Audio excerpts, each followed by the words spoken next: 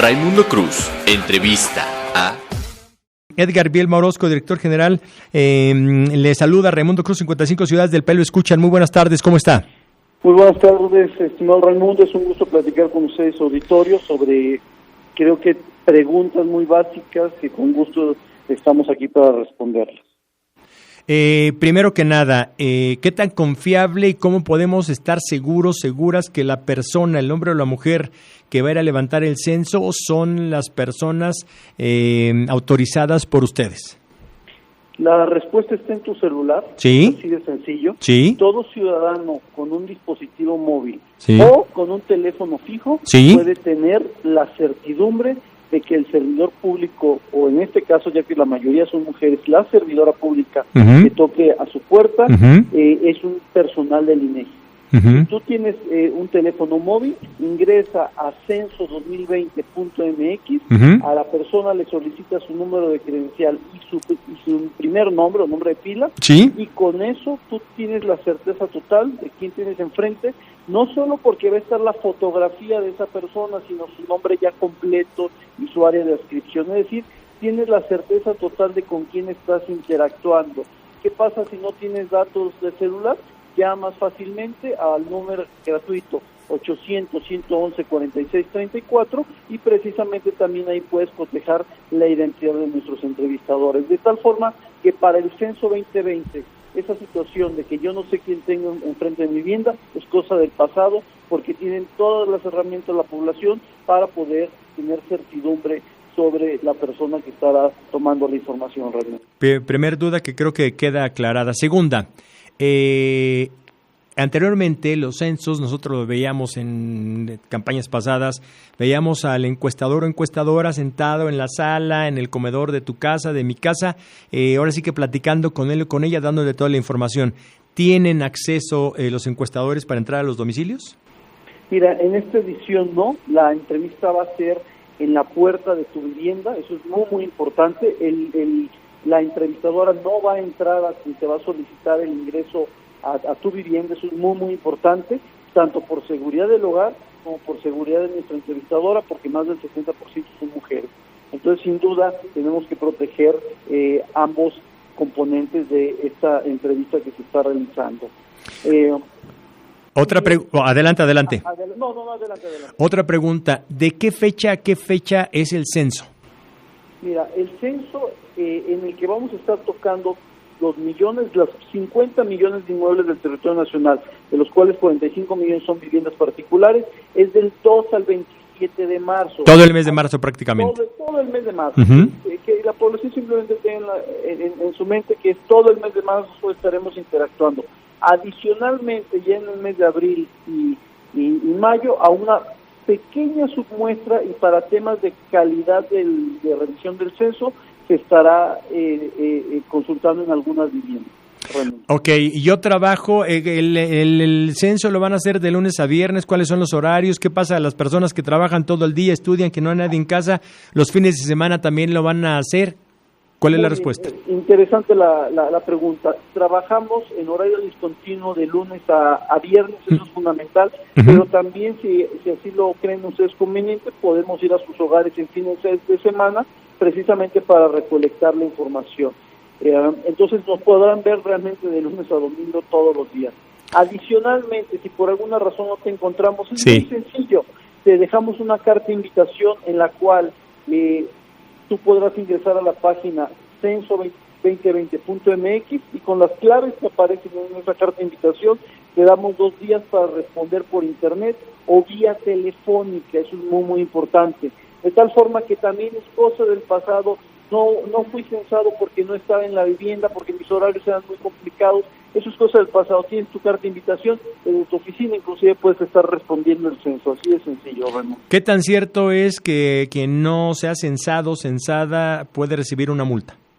Mira, la ley prevé ese tipo de consideraciones, pero en el caso particular de México, de México y de muchos países en el mundo, de hecho la mayoría, pero en el caso de México tenemos la gran fortuna de que el 99.5% de la población participa. Eso es muy, muy importante. Y paradójicamente el restante es porque en su momento estaba fuera del país o simplemente no estaba residiendo en la vivienda en la cual fuimos a encuestar, porque fuiste a visitar a tu tía, porque fuiste a visitar a tus familiares en general, y simplemente en el periodo censal no fue posible encontrar. ¿Pero no hay multa o sí hay multa?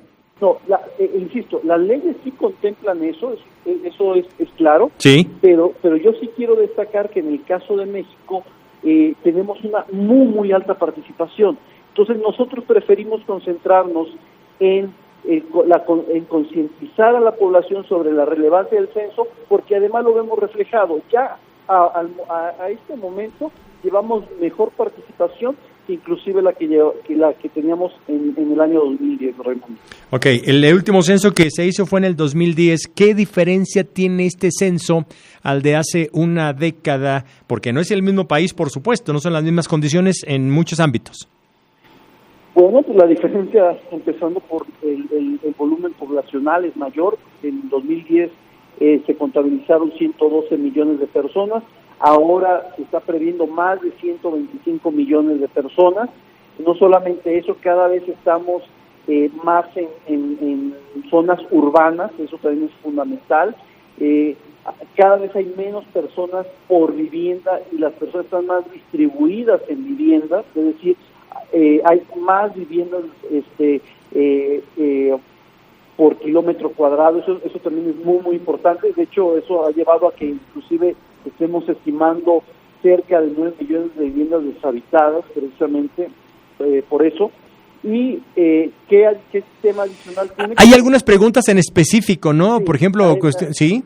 A eso iba. Sí. En el censo, eso nos ha llevado en el censo tener que innovar ciertas características. Sí. Por ejemplo, en materia de la vivienda, alguien nos preguntaba, ¿y por qué preguntas con sus consolas de videojuego? Por la misma razón que en los años 90 se preguntó por el microondas, sí. En los años 60 por la radio y la sí. televisión, porque es una forma de cuantificar el cambio tecnológico sí. que están teniendo los hogares. El tema sí. del Internet también está incorporándose.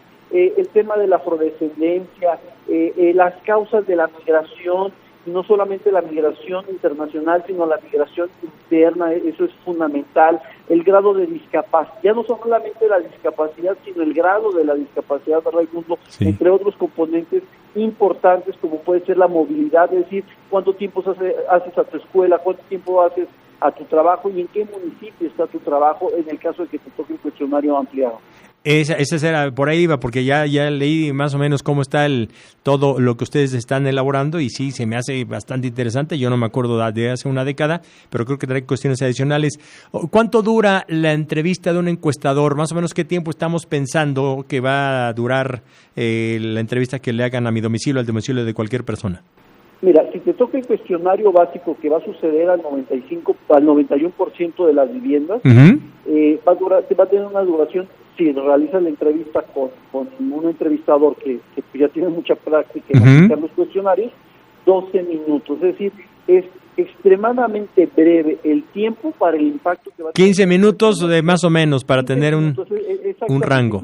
Exactamente, 15 minutos para una trascendencia de 10 años en tu vida. Pero eso sí es el cuestionario básico. Sí. Si es el cuestionario ampliado, sí. Para el 9% de las viviendas en el territorio nacional, tendrá una duración de 22 minutos. De 15 el normal y el que es ampliado un poquito más cercano a la media hora. Tengo llamadas del público, me están diciendo que sí va a haber multa de 40 y tantos mil pesos. ¿Qué tan cierto es esto? ¿Qué le decimos al auditorio de 55 ciudades que nos escuchan?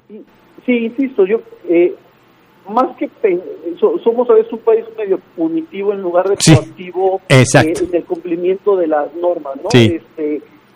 Yo que estaría más entusiasmado en el hecho de participar que en estar pensando en la cuestión punitiva. ¿De dónde saco mis 42 mil pesos?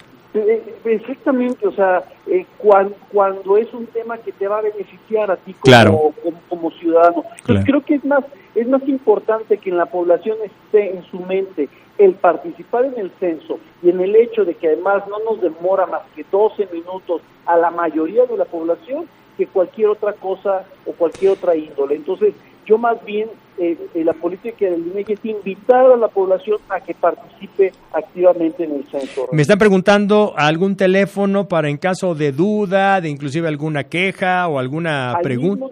Al mismo número gratuito, 800-111-4634, ahí con gusto los podemos atender para cualquier inquietud. ¿Para qué mes estarían ustedes dando, el resultado de salida, si se vale el término, para más o menos tener algún dato?